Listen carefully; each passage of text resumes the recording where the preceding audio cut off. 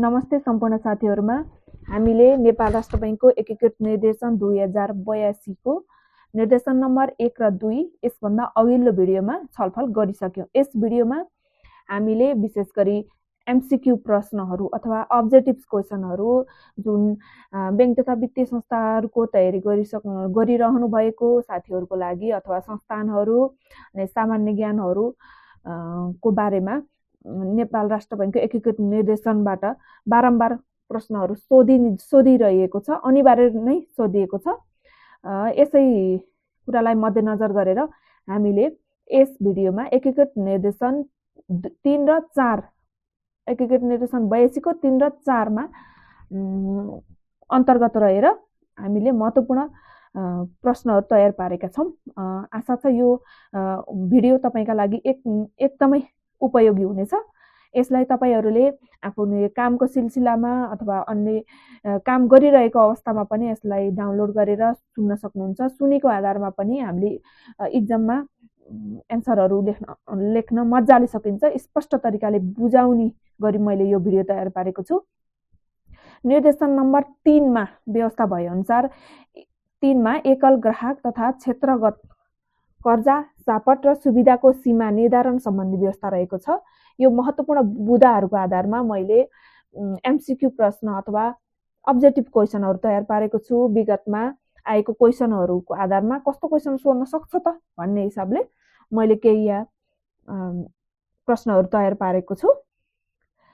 त्यस्तै गरी उत्पादनमूलक उद्योगहरु जस्तै कृषि, पर्यटन, सिमेन्ट, फलाममा प्रभाव हुने कर्जाको एकल ग्राहक कर्जा सीमा 16 भनिन्छ। यसलाई कति तोकिएको छ? अप्सन रहेको छ 25%, 35%, 30% र 50%। यसको सही आन्सर हो 30%। हामीले कन्फ्युज हुनु हुँदैन। यो भनेको सामान्य रूपमा प्राथमिक पुँजीको भनेर सोध्दा 25% हुन्छ भने उत्पादनमूलकको लागि यो सीमा 30% गरिएको छ।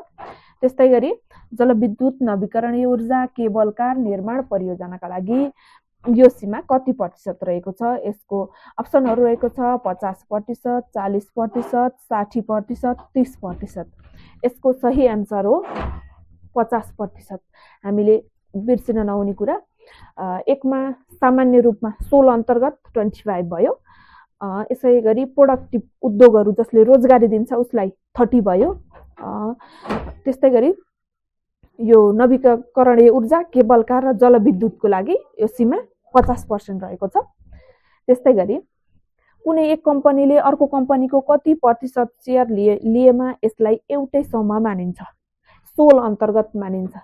यसको अप्सनहरु रहेको छ 10% वा सोभन्दा बढी, 20% वा सोभन्दा बढी, 50% वा सोभन्दा बढी, 25% वा सोभन्दा बढी। यसको सही आन्सर हो 25% वा सोभन्दा बढी।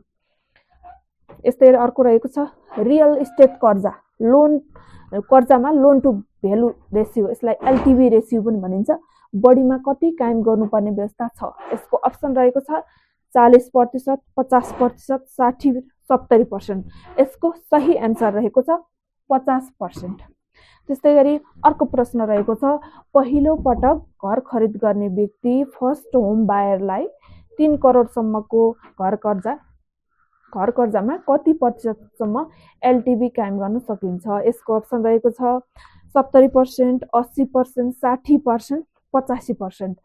पहिलो पटक घर खरिद गर्दा यसको एलटीभी रेशियो भनेको 60, 80, त्यस्तै गरी 70, 85 अप्सन रहेका छ भने यसको सही आन्सर हामीले 80% सम्म कर्जा प्राप्त गर्न सकिन्छ है पहिलो चोटि घर किन्दा फेरि। निर्देशन नम्बर 4 लेखा नीति तथा वित्तीय विवरण सम्बन्धी व्यवस्था छ। बैंक तथा वित्तीय संस्थाको आर्थिक वर्ष एकाउन्टिङ पिरियड कहिलेदेखि कहिलेसम्मको अवधिलाई मानिन्छ? कमा वैशाख 1 देखि चैत मसान्त, खमा साउन 1 देखि असार मसान्त, गमा पुस 1 देखि मसान्त, घमा असोज 1 देखि भदौ मसान्त। यसको सही आन्सर रहेको छ साउन 1 देखि असार मसान्तलाई एकाउन्टिङ पिरियड भनिन्छ। अर्को प्रश्न रहेको छ मेजर फाइनान्शियल इन्डिकेटर्स भनिन्छ, प्रमुख वित्तीय परिसूचक त्रैमास अवधि यो क्वार्टर इन्ड समाप्त भएको कति दिनभित्र राष्ट्रिय स्तरको पत्रिकामा प्रकाशन गर्नुपर्दछ? यसको अप्सन रहेको छ कमा 7 दिनपछि, 30 दिनपछि, 15 दिनपछि, 45 दिनपछि। यसको सही आन्सर हो 15 दिनपछि मेजर फाइनेन्सियल इन्डिकेटर चाहिँ राष्ट्रिय स्तरको पत्रिकामा प्रकाशित गर्नुपर्छ। यसरी अर्को प्रश्न रहेको छ फोर्थ क्वार्टर यो अन्तिम क्वार्टर हो को वित्तीय विवरण आर्थिक वर्ष समाप्त भएको कति दिनभित्र प्रकाशित गर्नुपर्छ? यसको अलिकति टाइम छुट दिएको छ। असार इन्डमा सबै विवरण इन्ड गर्ने आर्थिक वर्ष इन्ड हुने भएको कारणले यसलाई नेपाल राष्ट्र बैंकले 30 दिनभित्र प्रकाशन गरे पनि हुने व्यवस्था गरेको छ। अरू सबैमा 15 दिन याद गर्नुपर्ने कुरा। तर असारकोमा चाहिँ फोर्थ क्वार्टरमा चाहिँ 30 दिनभित्र प्रकाशन गरे पनि पाइन्छ। त्यस्तै अर्को प्रश्न रहेको छ वित्तीय विवरण प्रकाशन गर्दा अनिवार्य रूपमा कोबाट प्रमाणित गराउनु पर्दछ? वित्तीय विवरण प्रकाशन गर्दा यसको अप्सन रहेको छ नेपाल राष्ट्र बैंक, बाह्य लेखा परीक्षक, आन्तरिक लेखा परीक्षक, प्रमुख कार्यकारी अधिकृत। यसको सही आन्सर हो आन्तरिक लेखा परीक्षकबाट। अर्को यो प्रश्नहरू यो रिपिट पनि हुन सक्छ किनकि फरक फरक तरिकाले नेचरबाट क्वेसन सोधिने हुँदा एउटै एन्सरलाई पनि फरक फरक ढङ्गबाट सोधिएको छ। अर्को प्रश्न रहेको छ सिंगल अब्लिगर लिमिट सोल लागू नहुने क्षेत्रहरू कुन कुन हुन्? सोल लागू नहुने क्षेत्रहरू अप्सन रहेको छ personal residential home loan, real estate loan, Nepal government securities, Nepal सरकारको सुरक्षा पत्र, घरमा रहेको हायर पर्चेज लोन। यसको सोल लागू नहुने क्षेत्र भनेको नेपाल गभर्मेन्ट सेक्युरिटी, नेपाल सरकारको सुरक्षा पत्रमा चाहिँ यो सुरक्षा पत्रको आधारमा प्रदान हुने कर्जा तथा सुविधामा अनि सोल लागू चाहिँ हुँदैन। त्यसै अर्को प्रश्न रहेको छ सिंगल अब्लिगर लिमिट सोल अन्तर्गत फन्डेड र नन फन्डेड गरी प्राथमिक पुँजी कोर क्यापिटलको कति प्रतिशतसम्म कर्जा दिन पाइन्छ? अप्सन रहेको छ 20%, 25%, 30, 15। यसको सही आन्सर हो 25%। यो प्रश्न हामीले अगाडि पनि डिस्कस गरिसकेका छौँ तर यो अर्कै नेचर अर्कै टाइपबाट सोधेको छ यो चाहिँ, त्यही भएर मैले रिपिट गरेँ। त्यसपछि अर्को क्वेसन रहेको छ ट्रान्समिटर लाइन विद्युतीय प्रसार लाइन निर्माण परियोजनामा प्रभाव हुने कर्जाको लिमिट सोलको लिमिट कति पर्सेन्ट लिमिट कति प्रतिशत कायम गरिएको छ? 25, 30, 40, 50। सोल अन्तर्गत बिर्सन नहुने मैले 3टा बुँदा भनिसकेको छु, एउटा 25, 30 र 50 मध्ये 3टा याद गर्नुपर्छ। ट्रान्समिटर विद्युत प्रसार लाइन र केबल कारको चाहिँ 50% हो, याद गर्नु होला। त्यस्तै गरी निजी प्रयोजनका लागि इलेक्ट्रिक भेहिकलहरू विद्युतीय सवारी साधनको हकमा LTV ratio loan to value ratio अधिकतम कति कायम गर्नुपर्ने व्यवस्था छ भन्दा अप्सन रहेका छन् 50%, 60%, 70%, 80%। यो भेहिकलको चाहिँ इलेक्ट्रिक भेहिकलको चाहिँ 60% रहेको छ। त्यस्तै गरी अर्को प्रश्न वित्तीय विवरण फाइनेन्सियल स्टेटमेन्ट तयार पार्दा कुन ढाँचा फर्मेटको अनुसरण गर्नुपर्दछ? यो हामीले यसका अप्सनहरू रहेका छन् एनएफआरएस अनुसार, एनएफआरएसमा समावेश नभएका क्षेत्रहरूमा आइएफआरएस अनुसार, गमा यो नेपाल राष्ट्र बैंकले तोकेको वैधानिक ढाँचा अनुसार, घमा माथिका सबै। यसको सही आन्सर छ माथिका सबै। फाइनेन्सियल स्टेटमेन्ट तयार गर्दा एनएफआरएस अनुसार पनि तयार गर्नु पर्यो, एनएफआरएसमा समावेश नभएकालाई आइएफआर अनुसार, अनि नेपाल राष्ट्र बैंकले तोकेको वैधानिक ढाँचा नै यही नै हो। यसको माथिको सबै भन्ने एन्सर हुन्छ। अर्को प्रश्न रहेको छ मर्जर एन्ड एक्विजिसन मर्जर तथा प्राप्ति भएको अवस्थामा कुन एनएफआरएसमा भएको व्यवस्था अनुरूप एकाउन्टिङ गर्नुपर्दछ भनेको छ। यसको अप्सन रहेको छ एनएफआरएस 9, एनएफआरएस 3 यो बिजनेस कम्बिनेसन एनएफआरएस 3, गमा एनएफआरएस 15, गमा एनएफआरएस 16। यसको सही आन्सर हो एनएफआरएस 3 द बिजनेस कम्बिनेसन।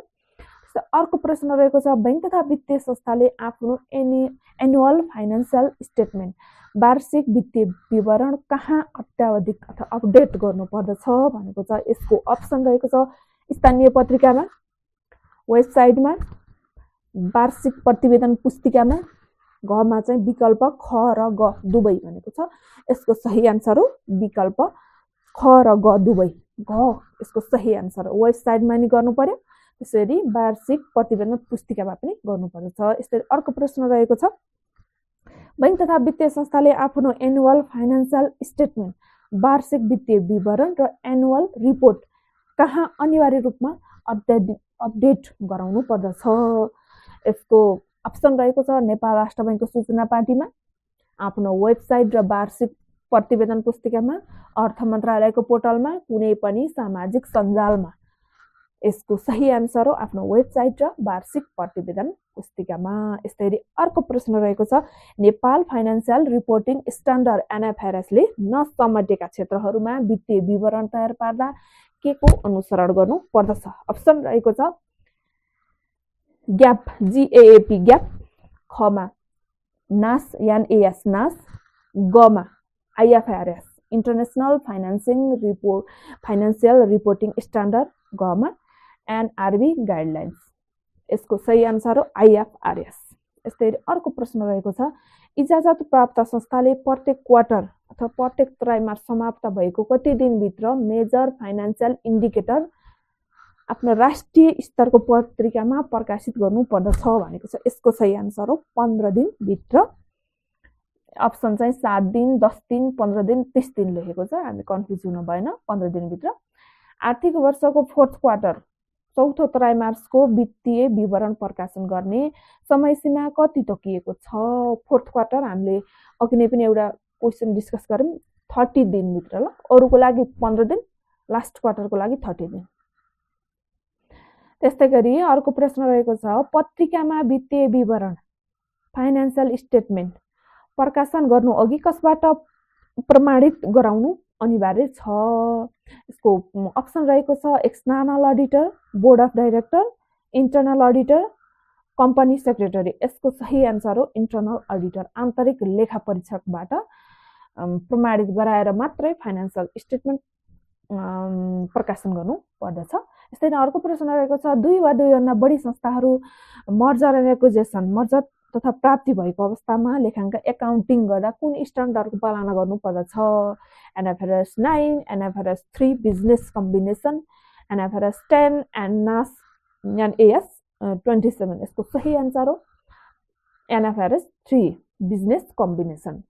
यस्तै अर्को प्रश्न रहेको छ, तलका मध्ये कुन सुविधा वा सुरक्षण अथवा सेक्रेटरीमा एसओएल सिंगल अब्लिगर लिमिटको व्यवस्था लागू हुँदैन?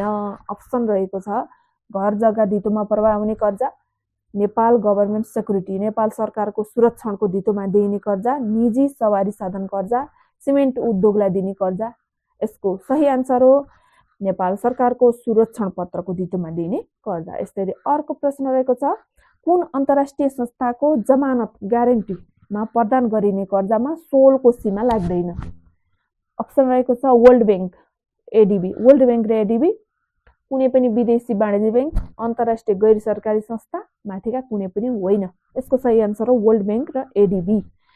अर्को प्रश्न रहेको छ, कुन बचतको धितोमा दिइने कर्जामा 16 एसओएल भनेको हामीले पहिले डिस्कस गरिसक्यौँ है, एकल ग्राहक कर्जा सीमा हो 16 भनेको एसओएल लागू हुँदैन भनेको छ। चल्ती खाताको मौजदात, कल डिपोजिट, फिक्स डिपोजिट मुद्दतीको धितोमा प्रदान गरिने कर्जा र बचत खाताको मौजदात। यसको सही आन्सर हो फिक्स डिपोजिट मुद्दती निक्षेपको धितोमा प्रदान गरिने कर्जा।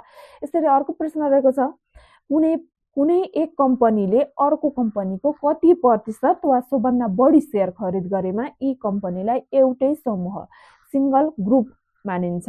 अप्सन रहेको छ 15%, 20%, 25%, 50%। यसको सही आन्सर हो 25।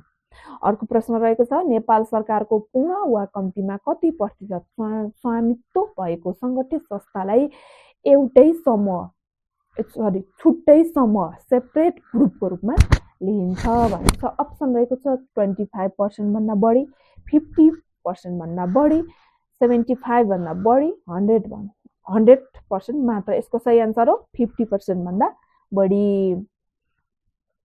क्षेत्रगत समूह एउटा क्षेत्रगत कर्जा सीमा हुन्छ भने एउटा छुट्टै समूह भनेको छ एउटा व्यक्तिगत 16 अन्तर्गत 25 भयो, ग्रुप अन्तर्गत 50 भन्दा माथि। यो चाहिँ याद गर्नु होला। अर्को प्रश्न, सेक्टरल लोन लिमिट क्षेत्रगत कर्जा सीमा भन्नाले प्राथमिक पुँजीको कति प्रतिशतसम्म एउटै क्षेत्रमा प्रभाव भएको कर्जालाई बुझिन्छ। अप्सन 25 देखि 50%, 50 देखि 100%, 15 देखि 25%, 100%मा माथि। यसको हामीले अघि पनि डिस्कस गरिसक्यौँ। 50 देखि 100% भएकोलाई सेक्टरल लोन लिमिट भनिन्छ। अर्को प्रश्न रहेको छ, भेहिकल लोन सवारी साधन कर्जा प्रदान गर्दा लोन टु भेल्यु एलटिभी रेसियो अधिकतम कति कायम गर्नुपर्ने व्यवस्था छ? अप्सन रहेको छ 40%, 50%, 60%, 80%। यसमा सही आन्सर रहेको छ भेहिकलको 60 हो। त्यस्तै गरी यो भेहिकल भन्नाले यसमा निजी अनि सार्वजनिक विद्युतीय सबै सवारीहरू पर्दछ। 60%। बैंक तथा वित्तीय संस्थाको एकाउन्टिङ पिरियड आर्थिक वर्ष कुन मितिमा समाप्त हुन्छ? अप्सन रहेको छ चैत मसान्त, असार मसान्त, पुष मसान्त, साउन 1 गते। यसको सही आन्सर हो असार मसान्त। अर्को प्रश्न रहेको छ, यो लास्ट प्रश्न हो, वित्तीय विवरण तयार पार्दा एनएफआरएसले नसमेटेका विषयहरूमा कुन स्ट्यान्डर्ड पालना गर्नु पर्दछ? अप्सन जिएपी ग्याप, एनएएस आइएफआरएस र आइआरएस। यसको सही आन्सर हो आइएफआरएस, इन्टरनेसनल अनुसार अनुसरण गर्नुपर्दछ एनएफआरएसले नसमेटेका विषयहरूमा। यो सँगसँगै तपाईहरूलाई यो 3 र 4 निर्देशन नम्बरको 3 र 4मा व्यवस्था भए अनुसार हामीले इक्जाममा सोध्न सक्ने प्रश्नहरू चाहिँ तयार पारिसक्यौँ। यदि तपाईँलाई यो पिडिएफमा चाहिन्छ भने पनि कमेन्ट गर्नुहोला, मैले पिडिएफमा नै उपलब्ध गराउँछु। यसको मेन बुदाहरू तपाईँले मेन बुदाहरू यसरी अध्ययन गर्नुभयो भने त्यसैबाट विभिन्न थरीबाट विभिन्न तरिकाले प्रश्नहरू सोध्न सक्छ इक्जाममा। मैले मेन बुदाहरूबाट चाहिँ यो तलको एमसिक्यूहरू तयार पारेको हो। हस् त, आजको लागि यति, धन्यवाद। अन्य निर्देशनका बुदाहरू अन्यबाट हजुरलाई जानकारी आवश्यक छ भने म अन्य भिडियोहरू ल्याउँदै गर्छु। यसको लागि हजुरले मलाई सब्सक्राइब गर्न सक्नुहुन्छ।